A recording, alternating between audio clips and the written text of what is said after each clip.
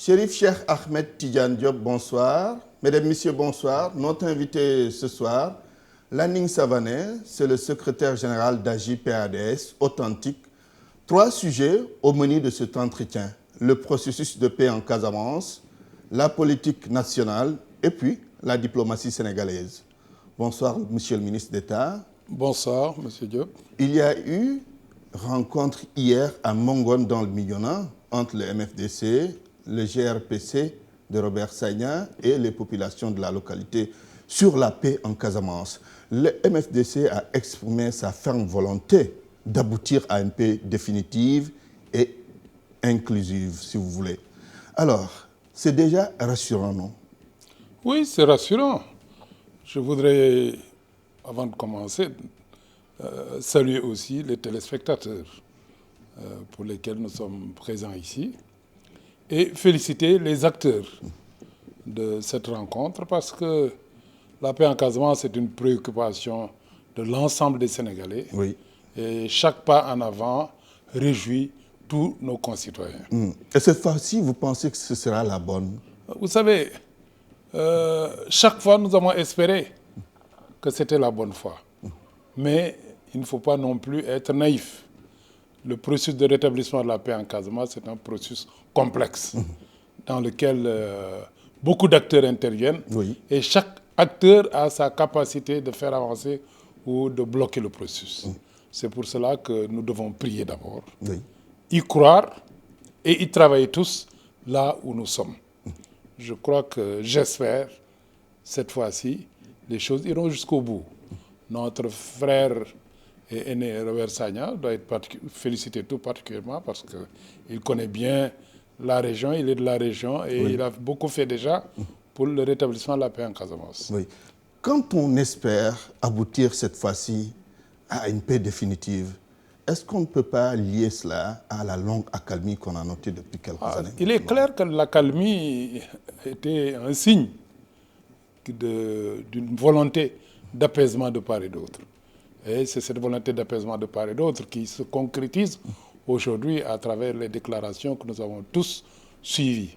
C'est pour cela que nous pouvons observer et regarder la situation avec plus d'optimisme. Je crois qu'avec la participation des uns et des autres, les acteurs se sont rendus compte de l'impasse que représentait le conflit en Casamance et de la nécessité... Pour le développement de la Casamance. Pas seulement pour le développement de la Casamance, c'est-à-dire c'est une impasse à tous les niveaux. Pour le développement, pour la paix, au-delà du développement, la question de la paix est une question cruciale en Casamance et dans toute la région, et pour l'avenir de toute la région. Et la perspective pour la Casamance comme pour l'ensemble du Sénégal ne peut plus être une perspective de division, ça doit être plutôt une perspective de rassemblement. À l'heure où l'UEMOA, la CEDEAO sont de plus en plus actifs sur la scène africaine, moi, mon rêve, c'est plutôt de penser à une fédération de l'UEMOA, où tous les États membres de l'UEMOA se retrouvent dans une fédération, comme celle du Mali de l'époque, mais une fédération durable et stable. Et mon rêve aussi, c'est une confédération des États membres de la CEDEAO qui nous fasse avancer vers l'unité. Parce que l'heure est au grand rassemblement. Absolument. Alors, cette longue accalmie, elle est due à quoi, à votre avis, si vous aviez à l'analyser? Non, je pense qu'elle est due à une prise de conscience des acteurs. Notamment les Salif Sadio. Nos frères du Maquis, comme le gouvernement, sont rendus compte qu'il n'y avait pas de victoire à espérer dans un conflit comme celui-ci.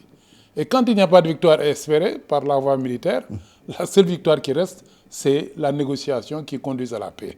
Donc ils se sont engagés dans cette voie. Chacun de nous, acteurs politiques, y a contribué d'une manière ou d'une autre en encourageant le processus. Et aujourd'hui... Vous-même, on vous a beaucoup entendu parler de ce conflit, s'activer... Absolument. Déjà à l'époque... Qu'on le voit ou pas. À l'époque de l'Abdel Diamekoun, déjà, je le rencontrais assez souvent pour parler de ça, en disant non, ce conflit ne peut conduire qu'à une impasse s'il dure. Il faut des négociations, il faut revenir à la paix, il faut changer de perspective, non pas penser à l'indépendance de la Casamance, mais penser à l'unité de l'Afrique de l'Ouest et penser aux grands ensembles. Très bien. Alors, cette rencontre et cette nouvelle dynamique, est-ce qu'il faudrait l'isoler ou bien il faudrait la mettre en rapport avec ce qui vient de se passer en Gambie, à savoir la perte du pouvoir par le président Diamé? Je crois que les choses ne sont jamais isolées.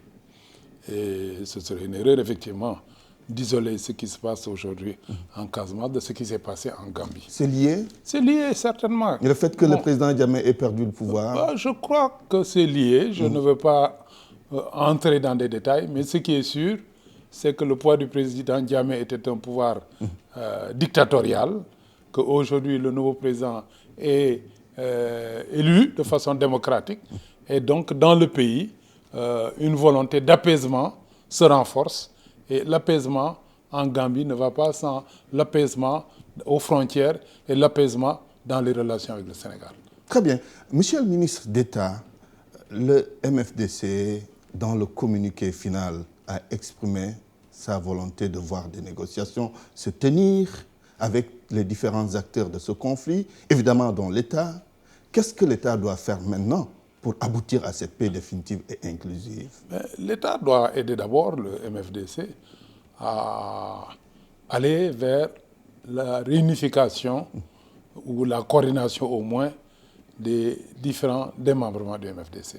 Je crois que ça, c'est un point important du communiqué qui a été fait, oui. Parce qu'il ne faut pas multiplier des négociations, sinon c'est l'impasse.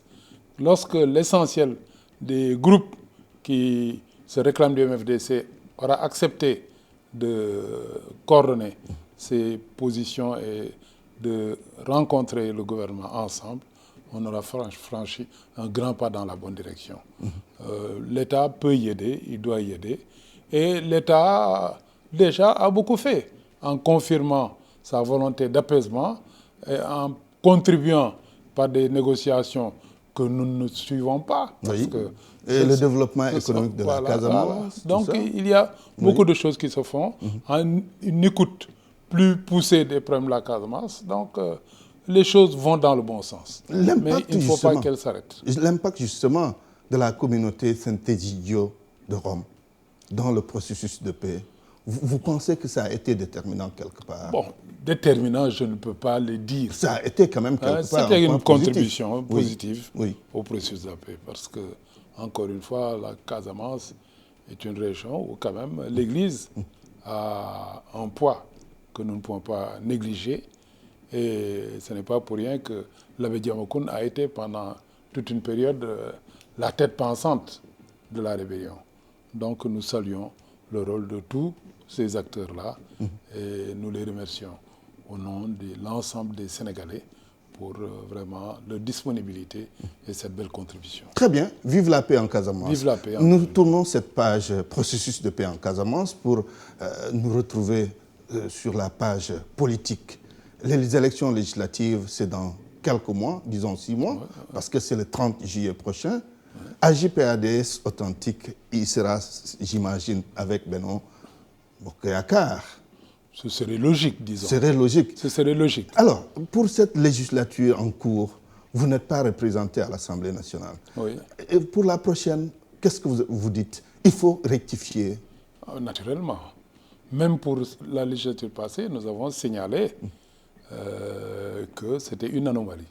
Parce qu'un parti comme AJ/PADS... Allié du président Macky Sall. Non seulement allié du président, mais au-delà de cela, avec ce qu'il représente dans ce pays, son parcours comme historique, contribution et comme capacité de réflexion, d'animation de la vie politique dans le pays, son absence à l'Assemblée est une hérésie. Vous en avez une fois parlé au président Macky Sall? Non, j'en ai parlé à tous les leaders politiques. Et le président Macky Sall, comme tout le monde, est conscient du fait que bon, ça a été un accident. Oui. Et que quelque part, c'est un problème. C'est un problème. Vous êtes représenté ailleurs dans la sphère de l'État, non? Même pas. Même pas. Ce n'était pas notre préoccupation majeure. Oui. Ce n'était pas notre préoccupation majeure. Parce que notre préoccupation majeure, c'était d'abord que la démocratie dans ce pays fonctionne dans la paix et que nous ayons la possibilité de dire notre opinion sur tout ce qui se passe. Ces derniers temps, le président Macky Sall m'a désigné pour siéger au HCCT, dont je suis membre et dont je suis le 3e vice-président. Le parti a salué cela évidemment comme une initiative positive qui démontrer les bonnes dispositions. C'est le début des correctifs, voilà. Comme si on peut dire. Si on peut dire. Moustapha Niasse, à la tête de la coalition Benno Bokk Yakaar pour les élections législatives à venir, qu'est-ce que vous en dites? Bon, je ne vais pas en parler parce que je ne peux pas parler d'un sujet que je ne maîtrise pas. C'est votre souhait quand même. Non, je n'ai pas de souhait sur cette question, encore une fois. Toute coalition a une logique. C'est logique qu'il soit à la tête de cette coalition, non? Très franchement, oui. C'est logique qu'il soit à la tête de la coalition. Mais ce qui est plus important encore aujourd'hui, c'est que cette coalition puisse gagner aux élections législatives. Et cela dépend de données que notre grand frère Moustapha Niasse, le président de la République et d'autres membres de la coalition maîtrisent mieux que moi parce que, encore une fois, je ne suis pas au centre de la dynamique de la coalition pour des raisons il fait l'objet d'attaques ces derniers temps de partisans du président Macky Sall, des apéristes. Bon, mais... Ces attaques-là, oui, parce que... elles sont isolées ou bien elles peuvent se justifier? Se justifier. Disons, en politique, les attaques sont toujours justifiées par ceux qui attaquent. Mais... en tout cas, elles sont bien orientées et ciblées. Voilà. On peut régler les problèmes autrement que par des attaques personnelles. Je pense que, d'autant que le président Macky a une vision très claire de la situation dans le pays et il sait avec qui il doit s'allier et pourquoi il doit s'allier avec tel ou tel. Je pense qu'en tant que président de la République, dans un pays comme le nôtre, avec le système politique que nous avons, la décision lui reviendra le moment venu de décider. Et à ce moment-là, je pense que ceux qui essaient d'influencer, d'anticiper sur ta décision seront pour leur compte. Oui. Dernier sujet que nous allons aborder, la diplomatie sénégalaise. La non-élection de votre ami Abdoulaye Bathily à la présidence de la Commission de l'Union africaine. Commentaire? Bon, je pense que nous regrettons que notre frère Abdoulaye Bathily n'ait pas été élu, mais ça n'a rien à... De surprenant, vous n'êtes pas surpris? On n'est jamais surpris en Afrique par les choses qui se passent parce qu'il y a beaucoup d'acteurs, il y a beaucoup d'États et il y a des liens entre les États que nous ne maîtrisons pas toujours. Mais au-delà de cela, ce qui est important, c'est que nous avons soutenu la candidature d'Abdoulaye Bathily et nous comprenons aussi ce qui s'est passé, comme tout le monde. Qu'est-ce que vous avez compris? La presse a fait des révélations sur le rôle du Tchad dans notre... partie du monde et au-delà. Et le fait que la candidature tchadienne n'était même pas connue longtemps avant les élections.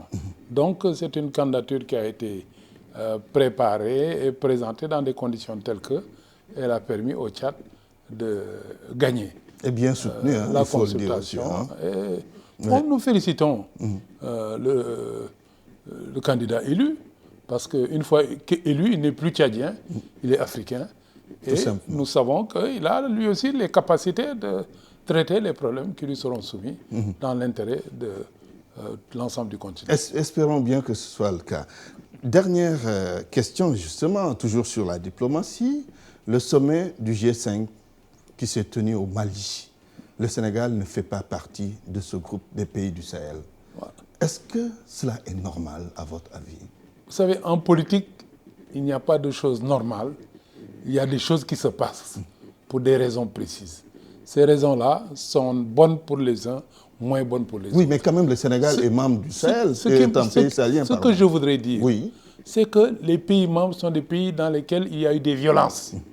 Il ne faut pas l'oublier. Ce n'est pas par hasard qu'ils ont été choisis. C'est des pays dans lesquels il y a eu des attaques terroristes.